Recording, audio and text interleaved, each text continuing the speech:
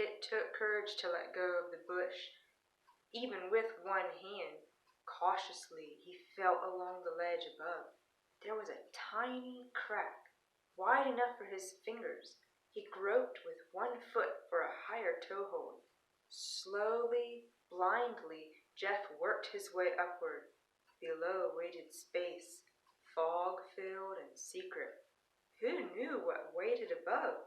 Stealthily, so as not to give away his position, he climbed until the high edge of the rock showed dark against the sky.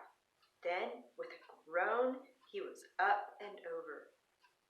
All right, I was just reading a little paragraph from, this is The Carlton Treasure. It was the book, Hudson's reading book, when we were still here at school. So you can think about that paragraph for a little bit. Meanwhile, we're going to review contractions this morning. So a contraction is when we put two words together and we leave one letter or maybe two letters, probably usually one or two letters out, and we replace those letters with an apostrophe. Remember what an apostrophe is? So a contraction for she is, what would we say? Contraction for she is she's. Okay, so we left out the I and replaced it with an apostrophe. And now we have she's. So instead of she is going to walk the dog, we can say she is going to walk the dog. What about he will? What is the contraction for he will? He'll. We write the whole first word and we leave out W-I. Replace it with an apostrophe. H-E apostrophe L-L. What about they have? The contraction for they have is they. Use that whole first word. Oh, my writing feels a little sloppy this morning. They, we leave out H-A in have. So apostrophe V-E stands for have. Okay, we are. The contraction for we are is we're. Again, we use the whole first word and we leave out the A. We're. We're going to have school today. What about the contraction for I am? Contraction for I am is I'm. We use the I, leave out the A. I'm. Contraction for it is it's. We use the whole first word, leave out the I. So apostrophe S stands for is. So instead of saying it is Monday today, we can say it's Monday today. What is the contraction for you are? Your. And I hope you're saying these to yourself. Again, we use the whole first word, and we just leave out the A and R. So apostrophe R-E stands for the word are. What is the contraction for there is? There is a tornado. Oh no. We can say there's a tornado. Okay, again for is, we just leave out the I. So apostrophe S and a contraction stands for the word is. Alright, so we've reviewed contractions and we're going to move on. Let's talk a little bit about that paragraph that I read. Erase all this here. I hope you guys are having a good Monday so far. It's a beautiful morning. In that paragraph, now I've closed the book and lost my spot.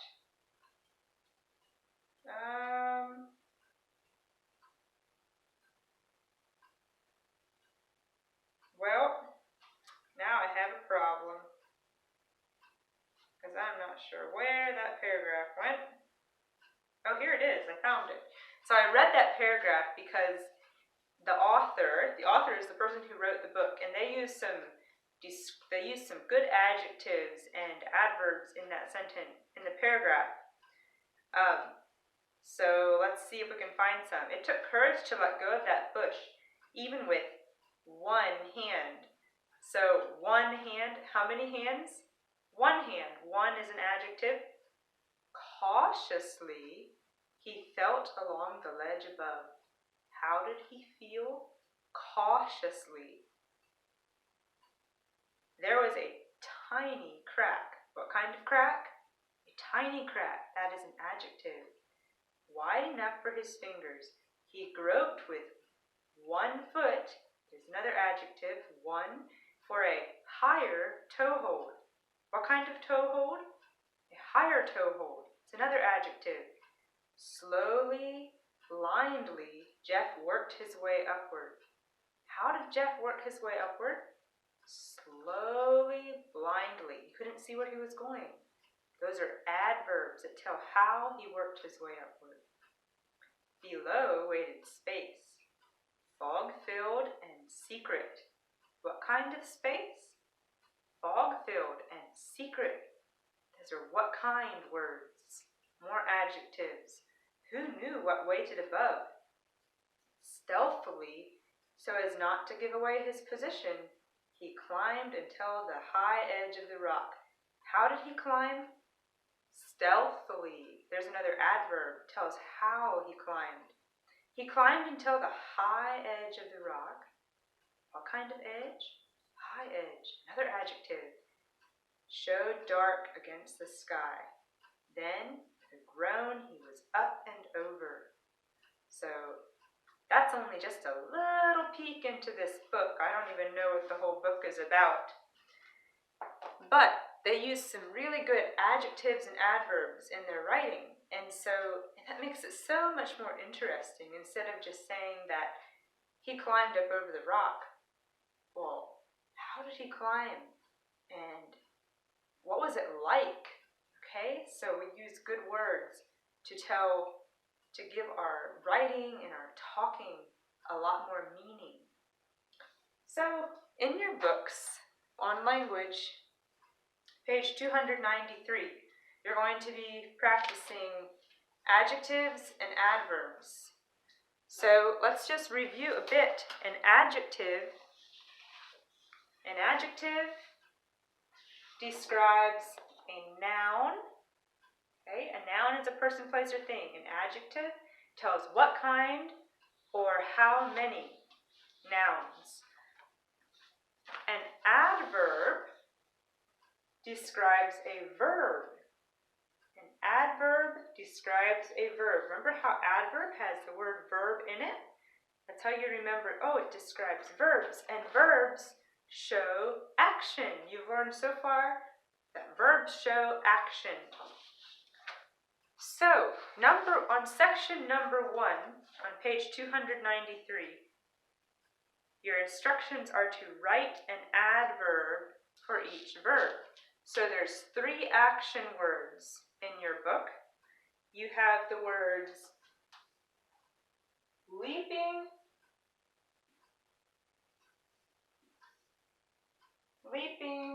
giggled,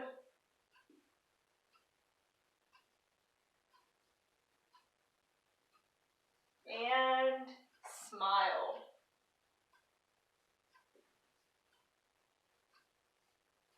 So maybe I'll give you some examples of adverbs you could write there, but you don't need to write the ones that I say. If you think of other kinds of adverbs that you would like to write on the blank, then you can just write the adverb that you think of.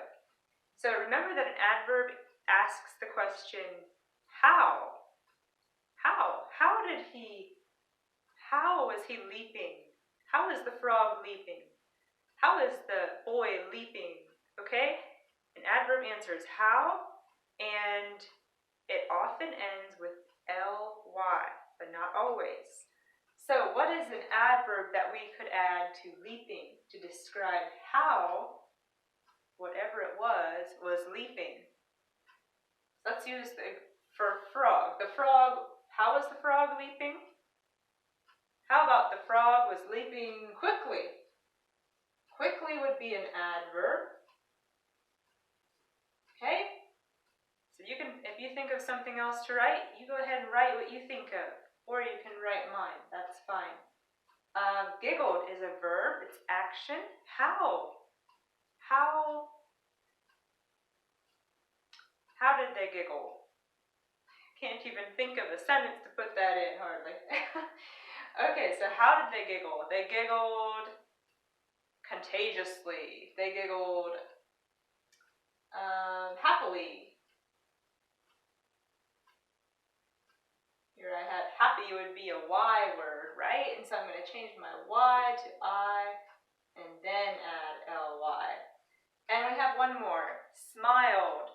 The girl smiled. How? How did she smile? She smiled cheerfully. She smiled sweetly. She smiled happily. So those are adverbs. You're adding adverbs to tell about your adjectives. So that is section 1.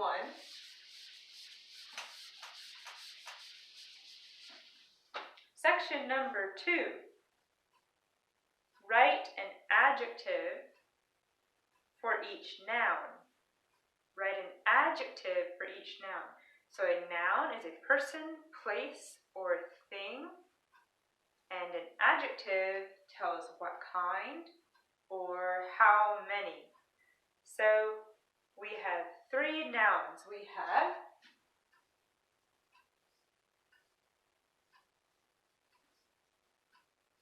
cupcakes,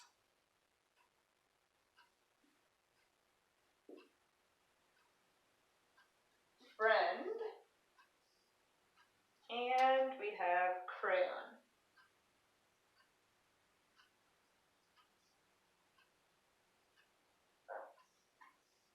Okay, so those are nouns, person, place, or thing. Cupcakes, friend, and crayon. So we need to find and write some adjectives that tell what kind or how many about these nouns. So what kind or how many cupcakes? Use your imagination. Maybe they are strawberry cupcakes. I think I'll write strawberry up here, and that tells me what kind of cupcakes they are. You could say 10 cupcakes. You could say 2 dozen cupcakes.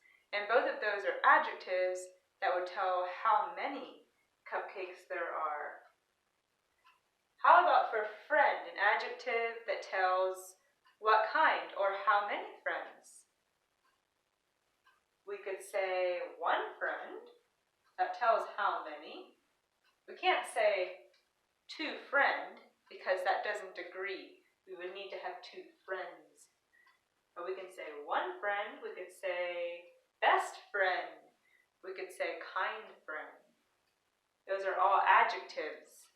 And the last one, our noun is crayon. So what kind or how many crayon?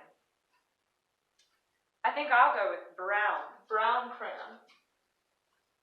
You could do red crayon. You could even do broken crayon. Okay, so those are all adjectives that describe nouns. And at any time, if you're not finished with a section, you can just stop the video and finish that section, or you can come back and finish it later. For section number 3, read each word. Write an adjective to describe each noun. Write an adverb to describe each verb. So this time we have both nouns and verbs written down. So I'm going to write those on the board. Kittens, mom,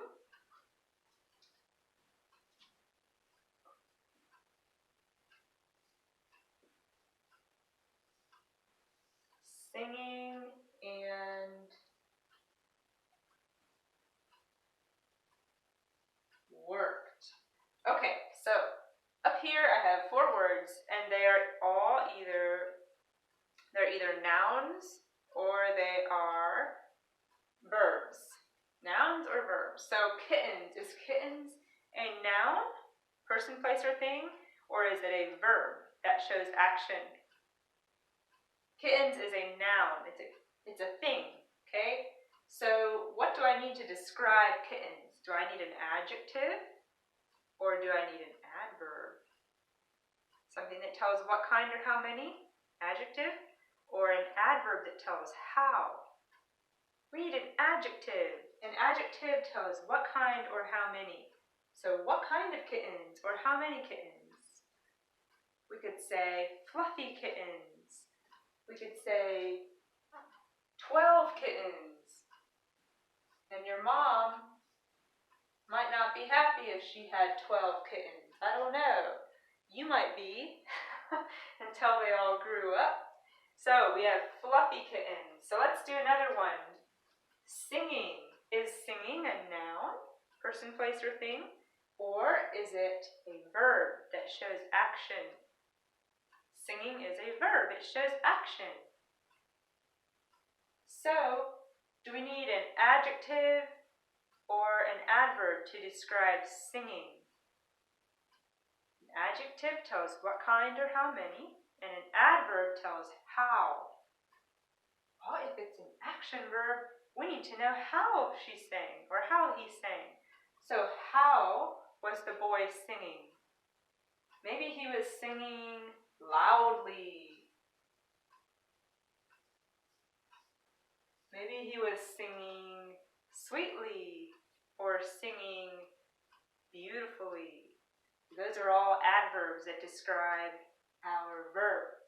Let's do another one. Mom. Is mom a noun or a verb? Mom is a noun. She's a person, right? So do we need an adjective or an adverb to describe mom? What kind or how many moms? Or how mom? How mom? That doesn't quite make sense, does it? So we need to say what kind or how many. So it could be, maybe let's go with what kind. What kind of mom do you have? How about a kind mom? You have a kind mom? Okay. And the last one, worked. Is worked a noun or a verb? Worked shows action, so it is a verb, and we use an adverb to describe a noun. How did they work? How did the construction men work? Maybe they worked hard. Hard is an example of an adverb that doesn't end in ly. Very well. For section number 4,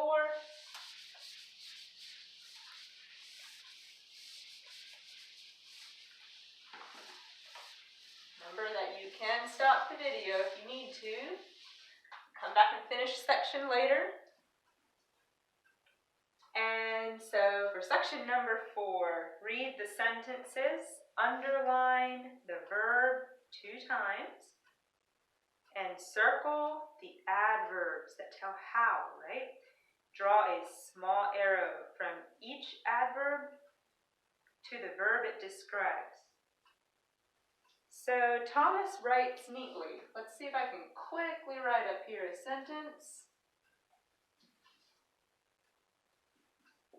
See what happens when I write too fast? Okay, Thomas writes neatly. So first we need to underline the verb twice. What is the verb? What is the action? Thomas writes. Writes neatly. How does Thomas write? What's our adverb? Neatly. That's how he writes. He writes neatly. And then we draw a little arrow to show that neatly tells how Thomas writes. Okay, that's the first sentence. Now, right underneath, we have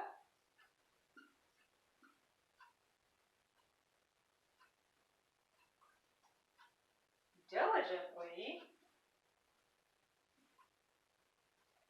Eli practiced piano.